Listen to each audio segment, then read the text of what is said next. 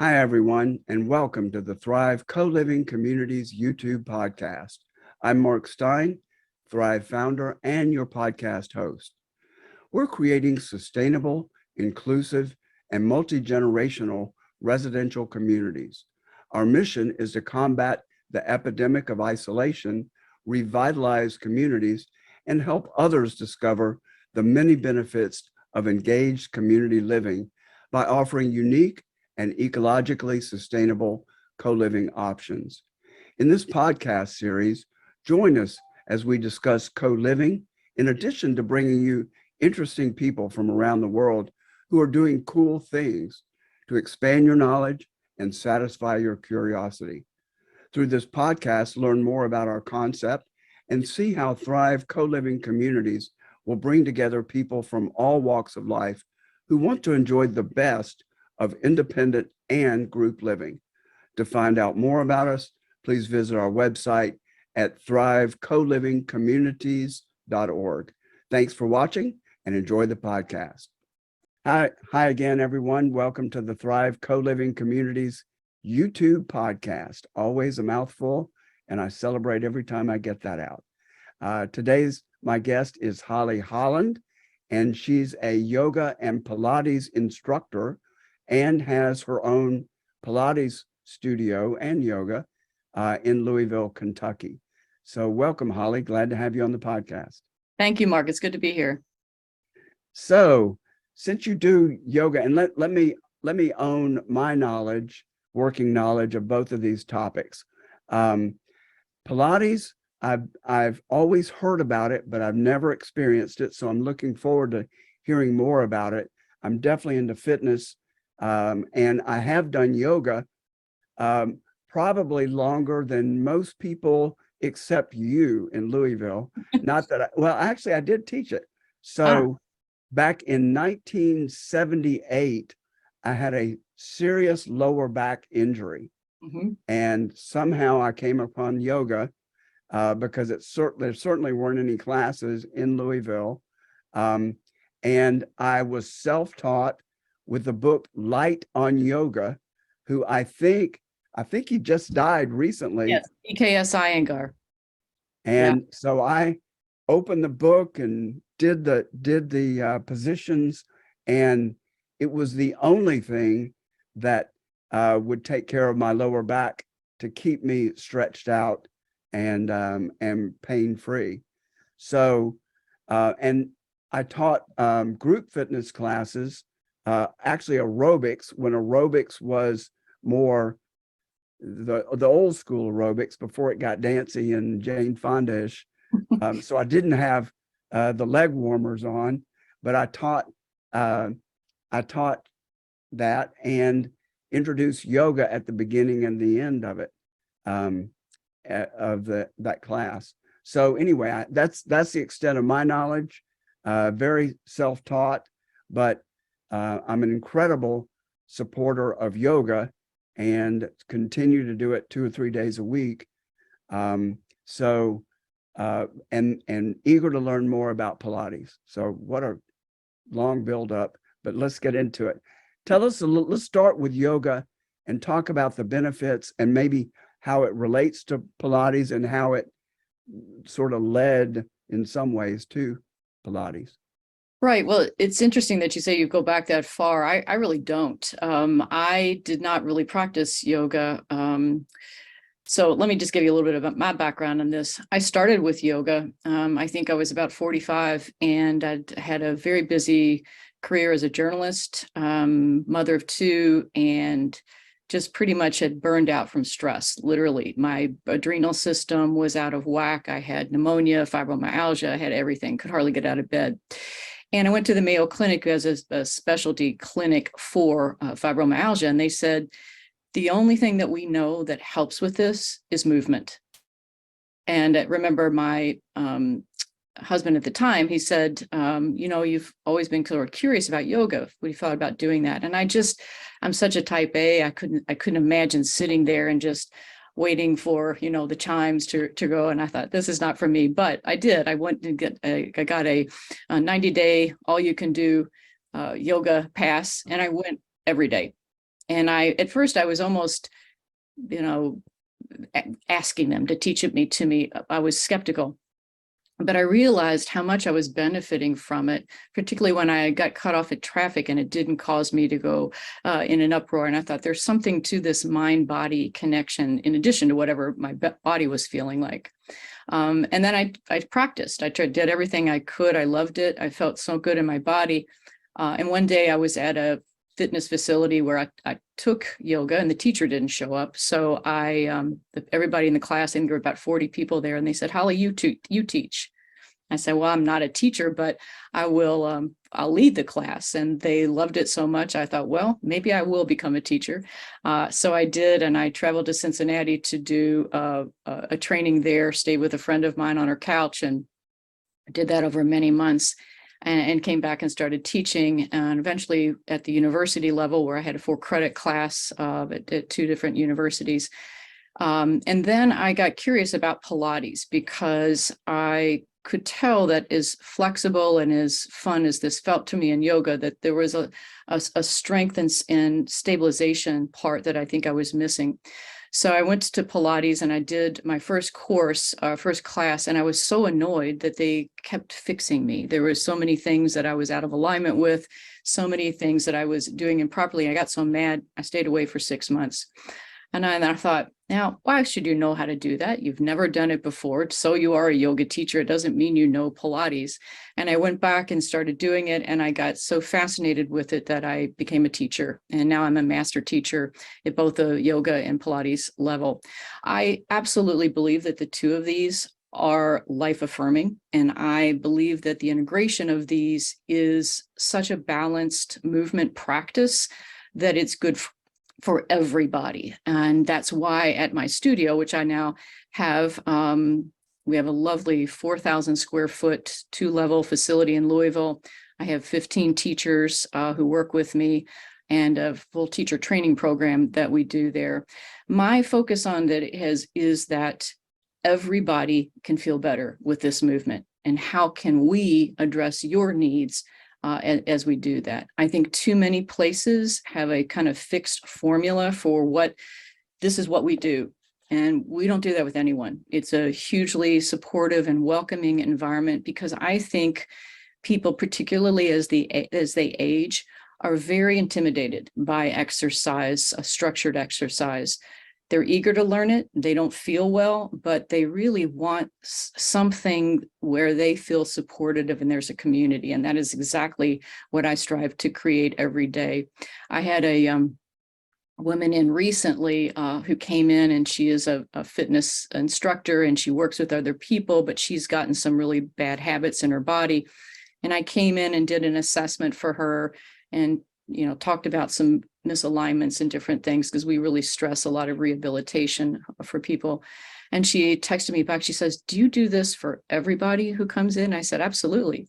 I am the person who does all the initial assessments so that I can appropriately place someone either with another instructor for private instruction or to recommend the classes that are appropriate for that. So it's just a philosophy that we are going to be specific for you, and that it's not a fixed formula.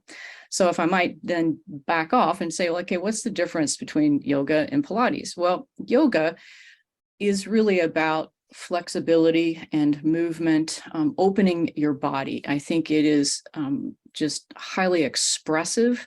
Of course, there's a very strong mind-body connection where you are really trying to block out the rest of the world for the time that you are on the yoga mat, really get more introspective, improve your breathing, and try to stay in the present moment. I think that is my greatest struggle whenever I'm in yoga. And I've never said, darn, I wish I hadn't showed up on my yoga mat today. Never have said that. It's always good. Even when there's a struggle, I've always felt that there was something that I gained from that practice, and I just always feel better.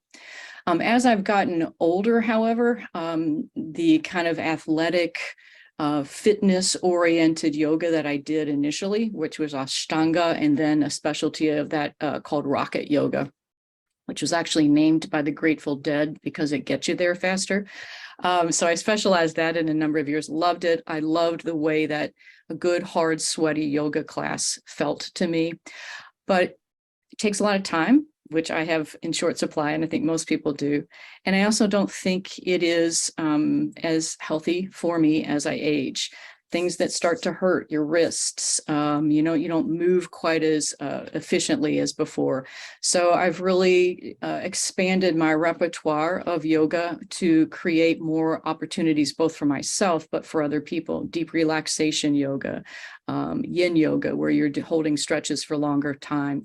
I've created a whole program for yoga for osteoporosis because so many of our clients have osteoporosis. They love yoga, they want to continue moving, but there's some contraindications that you really have to be aware of as you age. And then moving in towards Pilates, well, I discovered, go ahead. Let me jump in with a question.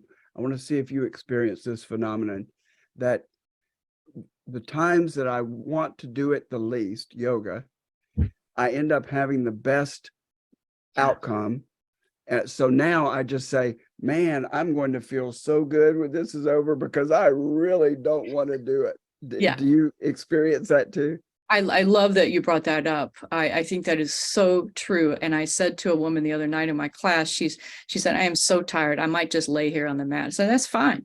Absolutely fine. But I said, you may feel at the end that you got the energy that you were really missing. And she said, absolutely. So it is often in those moments that you do grow more and experience a profound change in your body when you least want to do it. Yeah, Okay. that's really true. Okay, so you were moving into Pilates from yoga.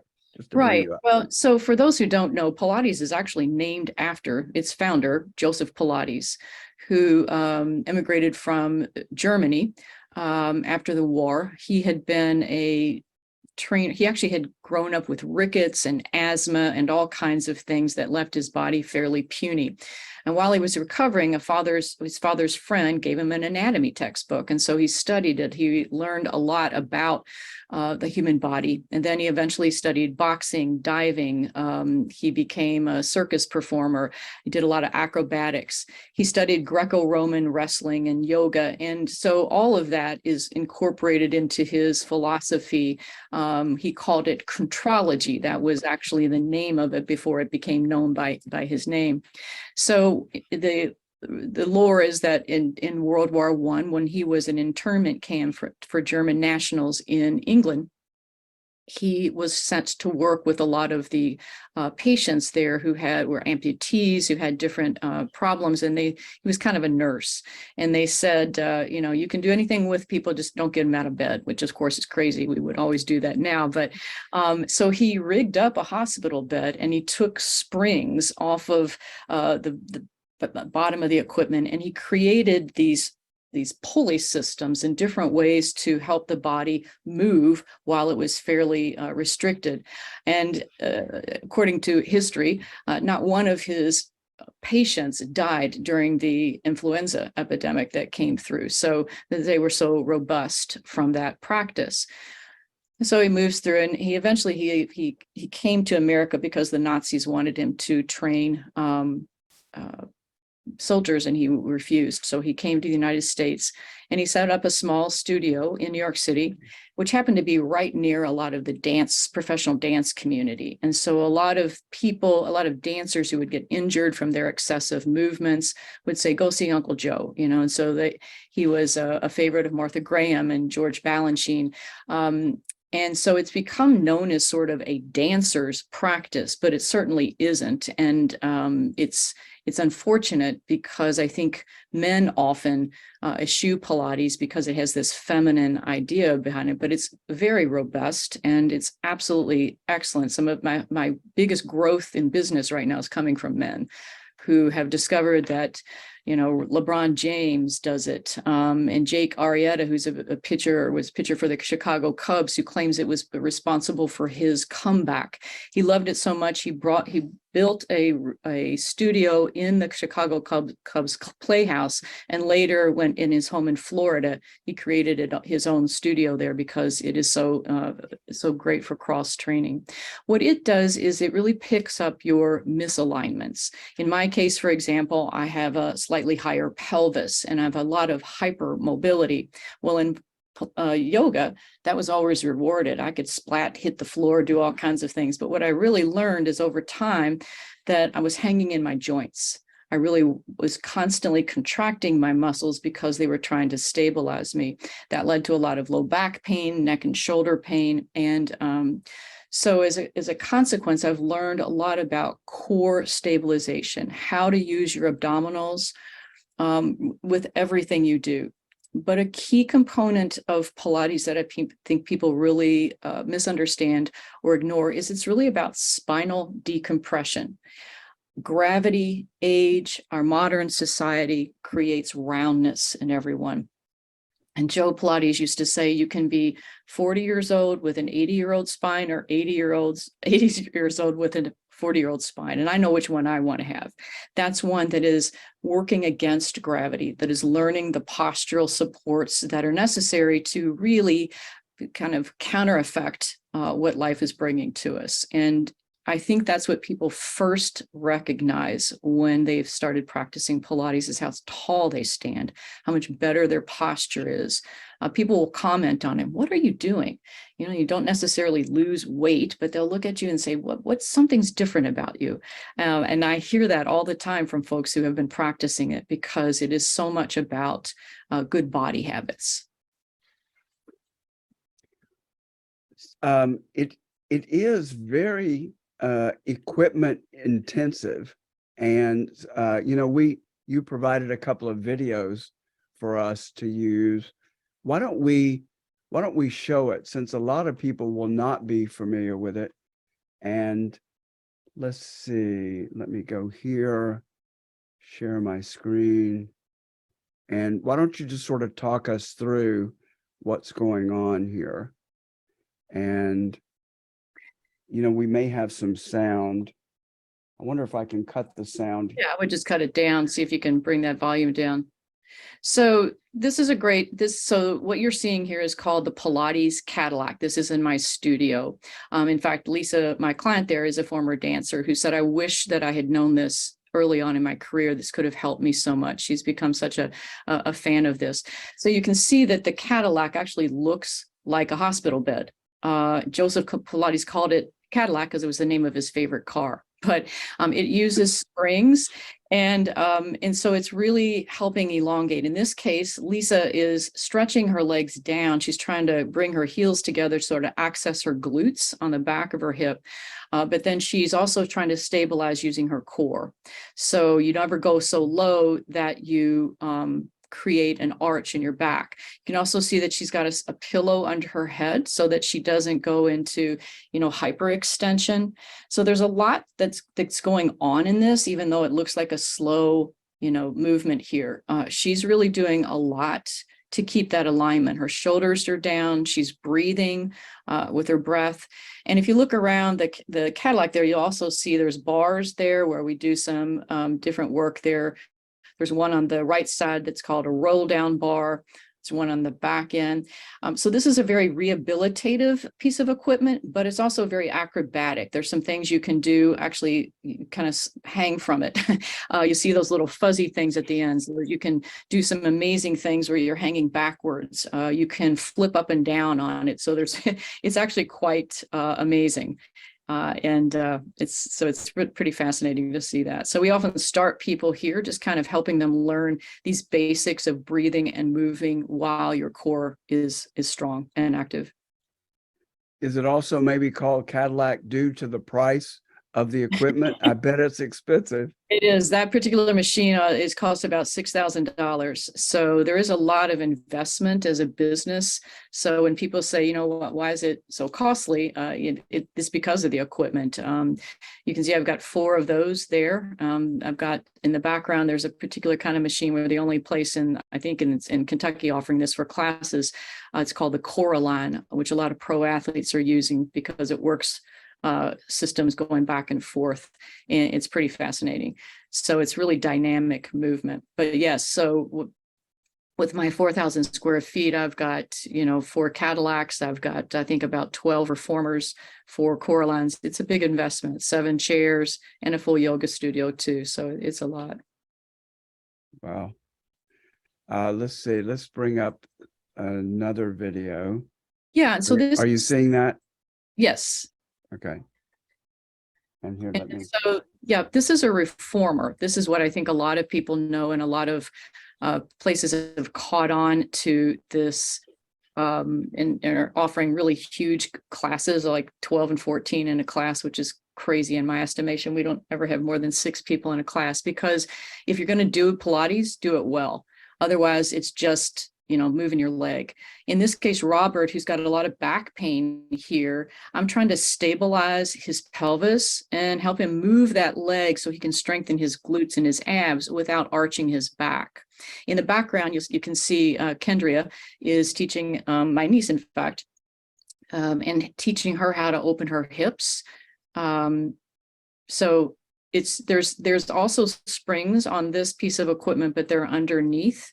And there's straps for both your hands and your feet. And you can see in the background where Kendra is showing a lunge position to really open up your hip flexors, which feels amazing.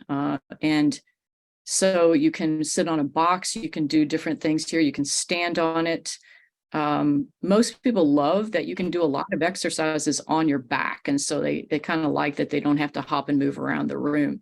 But in order to do this, you've got to be able to use your core muscles. So you can see in this case, I'm helping him stabilize. I wouldn't do that with every person, but I'm doing that to really help him monitor that, because he's had so much pain. He's not yet able to do that as much independently on this particular movement. He can do a lot of things much better now. But he's a lawyer, and he's been a runner and a biker, and he's kind of beat up his body. And so he turned to Pilates because his wife was a client and said, "Would you go talk to Holly and see if she can help you with this?" And he's a big fan now. It strikes me that there are some situations where people have injuries and they otherwise could not do much rehab, PT, but you may be able to isolate some areas and work on those areas when other more traditional methods would not be appropriate, like not being able to sit up or something. No, I think that's really true. We get people with such a range of conditions, everything from osteoporosis, Parkinson's, scoliosis, recovering from knee replacement, shoulder replacement, hip replacement. And so physical therapists will take them through a range of exercises, but after their insurance is over and you can't go to the PT, for example, PTs and chiropractors and folks will refer to us because people need to continue doing those movements. And they can't just stop that, or if they do, they'll regress. But yeah, and it takes even more training to understand a lot of those movement dysfunctions and how do you work with that. I specialize a lot in gait work and helping people understand how they are both moving their feet or lack thereof. A lot of times people start working with walking with their knees and they start shuffling. And so it's creating not only some instability, but it's also creating patterns that may go in their low back and in their shoulders, different things like that. So we have a lot of equipment that can also help with that. But we also have just plain old mat Pilates. People think that's the easiest because, it doesn't use equipment and, that's the kind of thing you might do in your gym. It's the hardest thing. It's just you and your body trying to stabilize, move, function. And I think it's remarkable. I love it. I'm so glad that we do have mat Pilates at the studio.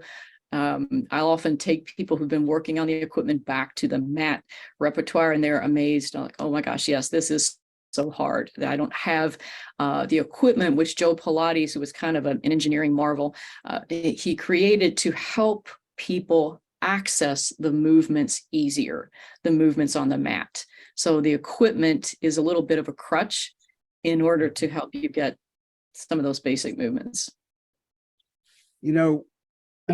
I I experience an alignment issue maybe once every year and a half, 2 years. And for no reason at all, I'll start having some lower back issues or leg numbness or that sort of thing. And I suspect, I'm just checking this out, I suspect it's because the lack of core stability. So I might loosen it up in yoga, but I'm not correcting or I'm not getting to the core, no pun intended, Yeah, issues. yeah. And that Pilates could help maintain some of the gains that you make in loosening by tightening up the core and to keep from regressing back to where your body might want to take you, that misalignment. Can you speak to that? Yeah, and I think that's really wise that you recognize that. I believe that we both pattern after our parents or primary caregivers. If your dad walked like a duck, you probably walk like a duck because you start sort of patterning that. And I also think that we become as adults efficient to a fault. We move from where it's comfortable. Even athletes do that. We move with where you're strong. And that becomes detrimental to weaknesses in your body because you don't develop them as much. Or if you're severely right-handed, and I certainly am, you have a much, lazy left side, and that can come at a cost too, particularly as we age. So we often get away with things until we don't. And I think that, like you say, you've found some remedy to sort of help you adjust that. You get a little bit looser, or like I regularly see a massage therapist, and she comes to me for Pilates, and I say to her every week, and she says, "Holly, your shoulders never disappoint me." And I say, "Elizabeth, your hips never disappoint me," because we need those, because you can loosen it, whether it's massage or with yoga, and I highly recommend both. But if you're not constantly going back to, okay, where are my, I call them, kind of little cheat points. Where are those? I tell people when I'm working with them, approach your body movements like a detective, and when you find a piece of evidence, like you just described with your own body, like, okay, this is helpful. I know that when I do that, or when I take the garbage out every week, and I'm rotating that, or go out for my too much golf over the weekend. Oh my gosh, my low back pain. What are those things that you're figuring out are causing you pain or causing you instability? And let's address those. So in the case of golf, so many people are not using their core muscles and they pull on their low backs. So that's a pretty big swing when you've got to go out there. Or if you're a runner and you're always pushing off on your knees, well, that's going to give out over time. So how can you work with a better heel to ball strike, for example, and really power more from your glutes and engage your core, all of those kind of things.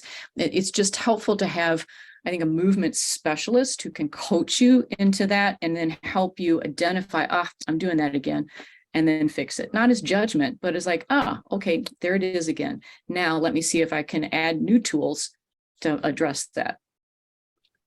And that leads me to think about some of the situations we get into, especially sitting with all of the sitting, many of us are tied to computers all day, and we get into those bad habits to tilt to one side or slump.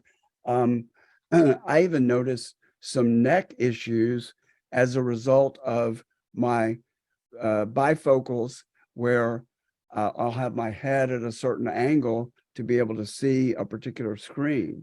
So, Yeah. And would it be yoga? I guess a combination of the two, and Pilates, where you tell us how each one helps in those bad habits that we get into, like sitting. I think that's great. So I continue to do a really deep dive into various modalities that can help both pre and post Pilates or yoga to help with this. So during the pandemic, more and more people were spending time online than ever before. So when people started coming back to the studio, I was just seeing this crazy amount of tension and stress. Of course, the pandemic was stressful. Jaw pain, dentists are seeing just a huge number of, jaw issues. People are clenching their teeth. So I work with a lot of people to help them work to open their chest muscles. When you're round and you're in front of a computer, and I have terrible vision too, and so I always have to catch myself doing that to when I'm looking at a computer screen. Most people think of maybe what their mother or grandmother said, and hold your shoulders back. Well, that's not exactly what it is. If ever that were the easy way to done that, and holding your shoulders back when your arm bones are still kind of internally rotated like that isn't going to help.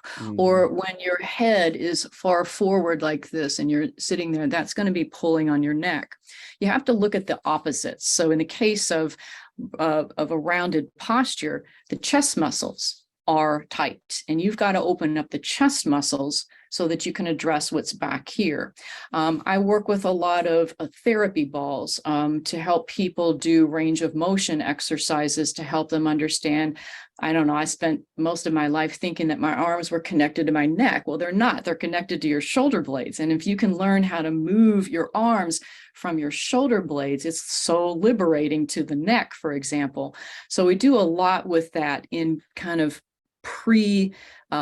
sessions to help people. We've also constructed classes called Deep Stretch Pilates, where we're helping people work on some of those tight issues, work on their chronic tensions and their trigger points, so that then they can move into other classes and just through their lives, and they're not going to be so chronically tight. We use resistance bands. We do things where we're, propping you up on blocks or bolsters or different things. So it's a combination. It's one of the reasons that I think that my studio is truly unique in that we have not only the equipment, but the trained instructors in order to provide all of that for modern bodies. It's complicated. I think we are at a place, well, we're living longer, obviously, but I think we're experiencing things in our bodies that have never been addressed before. And for example, just a whole fascinating issue of study in the last 10 years has been about fascia, which is the connective tissue that lines it's like your inside skin. And it's this web. And research in the last 10 years has just picked up so much about how inflammation and chronic tension lives in the fascia. Well, if you don't address that, your muscles can't function appropriately. So you have to work on deeper stretches, deeper ways to release the fascia to then also address your muscles. So both yoga and Pilates can do that. So what are some of the maladies, just to give a general term, some of the issues that you think are well addressed by yoga and or Pilates? What are some of the presenting issues that people come to you for? Yeah, that's a good question. I think hip flexor tightness from sitting is probably number one. I've heard, and I've got to research this a little bit more, but there's actually people are studying how the human body is changing into the shape of a chair. I mean, we are becoming chairs, and it's, you've probably heard that sitting is the new cancer, but it's terrible for us. So what happens is, especially if you're sitting, and I don't know how you are right now, but I've changed chairs so this will look better here, but I always will sit with my knees below my hips, because if your knees are higher than your hips, your back is taking a lot of strain, and your hip flexors are like locked, which means your butt is asleep. And not only are you sitting on it, but we have a phrase, we call it gluteal amnesia. Like, we don't know how to use our butt muscles. We sit on them all day, but we don't do anything with them. So if they're asleep, that means some other things are chronically tight. And in case of the hip flexor and the low back. So a lot of people with low back pain is just epidemic in this country, and most of it is from bad posture. So I would say hip flexors. So many of the lunge and open positions that you do in yoga are just so therapeutic for getting into the stretches in the back of the hip, just wide-legged stances and open arms, and then moving up the spine again from the neck and shoulders. It's just terrible. People are so rounded here. I love my sons so much. They're in their early 30s, but both of them, from using computers all day, have a very forward head position. And I believe that in very short order, they're going to be in places where 50 and 60-year-olds have typically gotten after many years. And so many in their generation are, because they grew up with computers. I didn't. I've only had to come to this as a later malady, but I feel it every time. I used to work as a journalist and as a book editor and an author. And I really, one of the reasons I switched professions is it was killing my body to use a computer. I'm grateful for the computer. It's opened up so many things, but it is one of the most detrimental things that has ever happened to the human body. And what about standing desks? I experimented with it. I got fatigued fairly quickly. And I also found that my standing posture was worse than my sitting posture. I was on one leg, I was sort of cocked, and yeah. I don't know, what's your experience? When I was a book editor, of course, I used one too. First of all, with the vision thing, I was still feeling like I was coming in too close to the camera. But I think whatever postural challenges you had as in a seated posture are going to be represented in a standing posture. And so that's the same reason when people started having those big balls that they were sitting on, right? Well, it's fun and it sort of feels good in your hips, but then you go back and you slump, and it doesn't really help. With a standing desk, if you are really practicing good ergonomics and in both with your arm and your shoulder position, but also how you stand, then it's a good thing to break up the habit of sitting. So I think when you have one that's adjustable and then you can come back down, it's really good. Or to set a watch to say, okay, for 5 minutes every hour, I'm going to walk around. My Apple Watch has been so good for me for that, though I certainly move around the studio a lot. But when you are sitting for any amount of time, get up. Just move, stretch, take a low back stretch or something. So a standing desk can be a reminder of that, but it is challenging if you don't also practice good mechanics, healthy movement mechanics that will assist you in those movements. So I interrupted about different conditions that are really helped by either yoga or Pilates. You had mentioned osteoporosis. Do you want to talk a little more about that, or talk about some other problems? Because we have one of the biggest programs in the country for both Pilates and yoga for osteoporosis, and have had just remarkable success. I mean, I don't have scientific studies to show this, but I know from client after client who have improved their DEXA scans, which is the measure of their bone softness, basically their bone density, who have moved out of osteoporosis with our exercise program alone. I'm not suggesting don't take the medications, but we know certain things that truly help build bones, and that's what we incorporate in our movements for both Pilates and yoga. We know that impact, when you strike your heel on the ground, that helps stimulate your bones.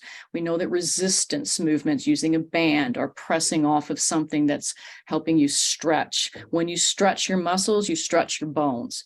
But the third thing that people forget is that you got to change it up. And this is why we often get runners or walkers who come in and say, well, how do I have osteoporosis? I'm out hitting the pavement all the time.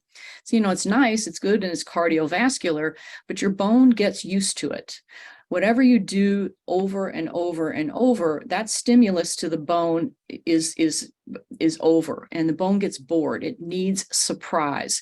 And so things like dancing or changing how you're resisting. In yoga, for example, there's been some research with Dr. Lauren Fishman, who's done some yoga for osteoporosis, is to that the amount of time that you hold a pose with weight bearing can affect your bone growth. So we incorporate all of those into our program. We just have a huge number of people who come in multiple times a week, and we've just had remarkable progress with that. So exercise is the only thing that can help osteoporosis that doesn't have side effects. So I sure would look at that if I were someone who was experiencing a diagnosis of osteopenia, which is the stage before, or osteoporosis, because there are many other things that are quickly recommended without, I think, a lot of thought about the repercussions of them. And if either in conjunction with medication or instead of medication, try exercise and meaningful exercise. There are many things you cannot do with osteoporosis, many things in yoga and Pilates that you can't do, such as flexing. So we've had to modify our whole program for that so that they're safe for osteoporosis. And so our folks are highly trained in that too, to help people identify the positions that are good for them, because they want to keep getting healthy, and they want to, well, many people get diagnosed with osteoporosis, men included, at a fairly young age, got a lot of life to go. And I think the other thing that's really important too, for in terms of a malady, is balance. We start actively losing balance at age 30, which is frightening for somebody who's 63, is that you've got to work on that year after year. And it creeps up on you. I mentioned the idea of like where people are starting to walk with their knees and they start to shuffle. Well, as you get older, the tactile stimulation that you receive from your feet and your fingers is diminished. So you literally don't feel where you are, and that makes people feel unsteady. But if then you're also walking with your knees and you're kind of a tentative step, then you're going to be more off balance. I can't tell you the number of really young people who come in and say, I am so unbalanced. I catch myself all the time and I'm tripping on things, or I'm, falling into walls or whatever, because again, it's misalignments. So helping people work on core steadiness. And so we do a lot of focus on that. I've actually done a whole course on balance work for people as well. Who should not do Pilates and yoga, or in what situations should a otherwise healthy person not do it? Let's rule out as much as we can. Sure. Who should stay away? I honestly believe that there is a place for every person with Pilates and yoga, every person, but not all Pilates and not all yoga. Too much, I think, and there is a cost beneficial when you get huge numbers of people in a class. But safety has to be the most important thing. So there are many people doing it, I think, who shouldn't be doing it the way they are. And they come to us after they've gotten hurt because they didn't learn proper alignment and mechanics of that. Obviously there are things in yoga that don't feel good to somebody. People have gone into a yoga class before or tried something, and they passed out from the excessive heat, or they say, my hips don't work like that. Well, then let's modify. I teach some of my classes on a chair, or I modify. My husband has extremely tight hip flexors, but he comes every week. We set him up on blankets or bolsters or whatever else to open up his hips and get a stretch. So there are ways to do it. People with osteoporosis should not round and roll down, but they can do a lot of things that are beneficial and bring it. With Pilates, I just think there is an adaptation that we can make for every single person. And if I don't know, I'll find out. So I have not met anyone yet who couldn't benefit in some way. So if you're, like, for example, if you have an active injury to, let's just say, lower back, Right. then probably you don't want to do yoga at that point. But is there something in Pilates that you could do to help relieve maybe some of the pressure and not have them re-injure themselves? Yeah, absolutely. Of course. And if you have an active injury, it's probably something you want to wait until it subsides with that. But recovering from that, at some point, you don't want to be on your back forever. And you've got a back issue, you've got to learn how to move. And because of the kind of equipment that you've seen, like the Reformer and the Cadillac, where there's a real stable bed and basis for that. So you could still stretch and do so many things, and you can start to work on engaging deeper core muscles. I tell people all the time, you could be sick in bed and you can be doing your Pilates, and I show them, how to use your hands as resistance and how to draw your core muscles in and how to open up your shoulders.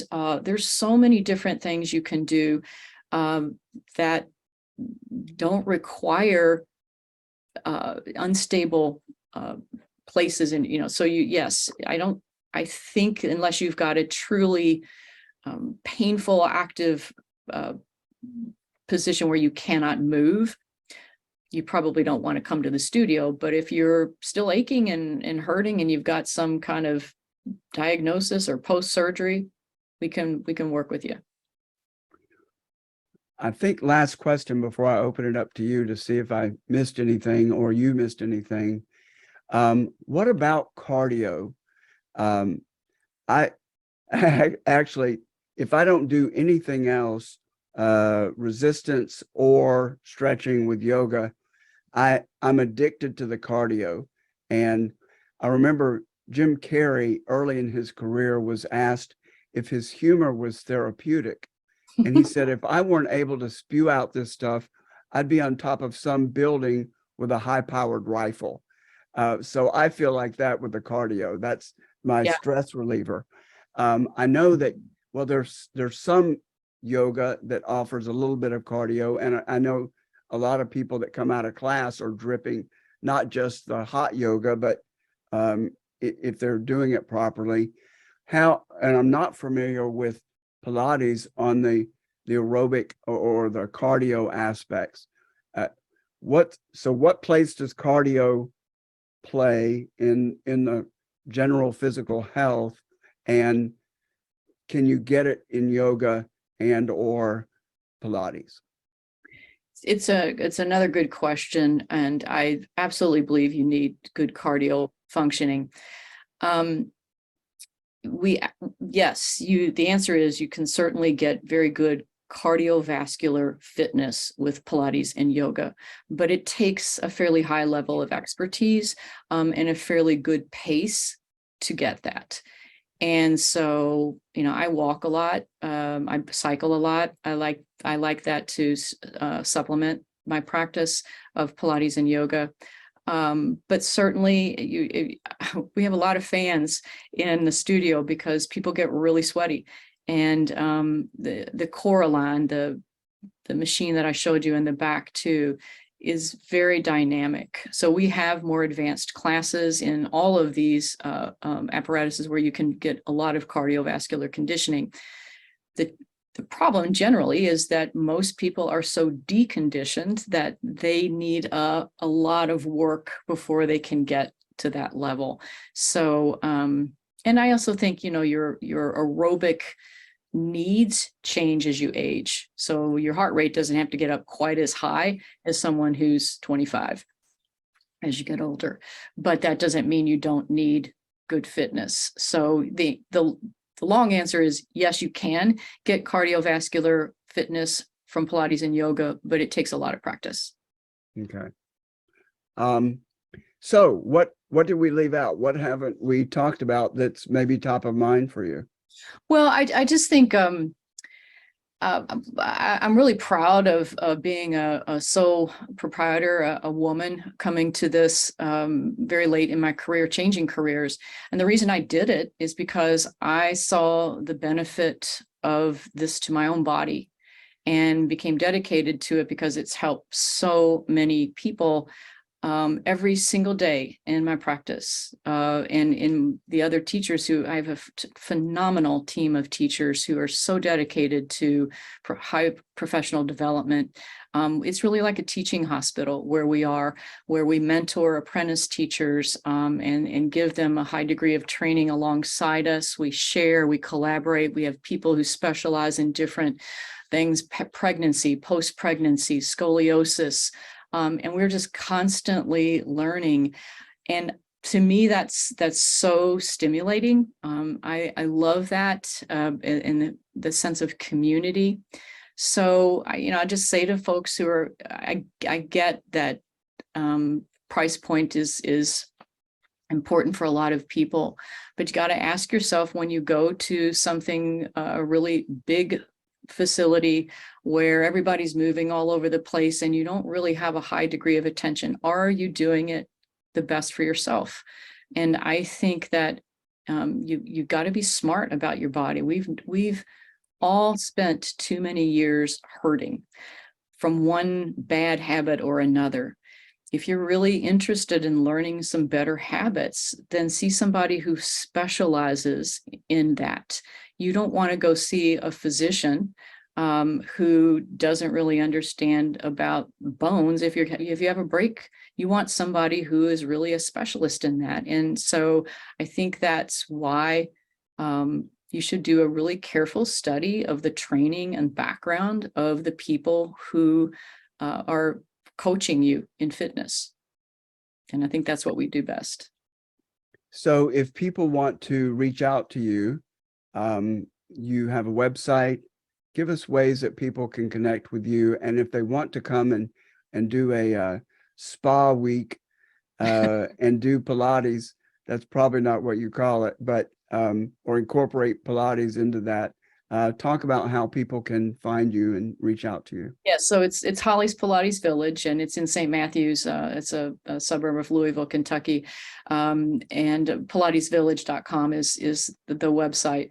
So I also have a couple of YouTube channels, Bone Strong for Osteoporosis, where I do some free videos for people on there, and in the Pilates Village YouTube channel as well. And just, to contact us, my brother Barry is the business manager. Is very family oriented, and he is, he represents the face of the business as well. We're big huggers. We look after each other, and so he will integrate people into the practice and help them find the best way to work.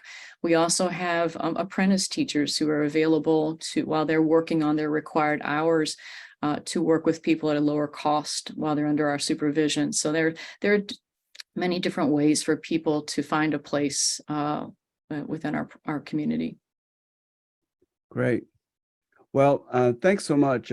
You've offered a wealth of information, taught me a lot about Pilates and helped my yoga understanding too. Well, I appreciate this a lot. It's nice to have the opportunity to talk about something I'm so passionate about. I wouldn't do this if I didn't. I have a lot of other options, and it makes a difference. So check it out. So Holly, thanks so much for being on the Thrive Co-Living Communities podcast.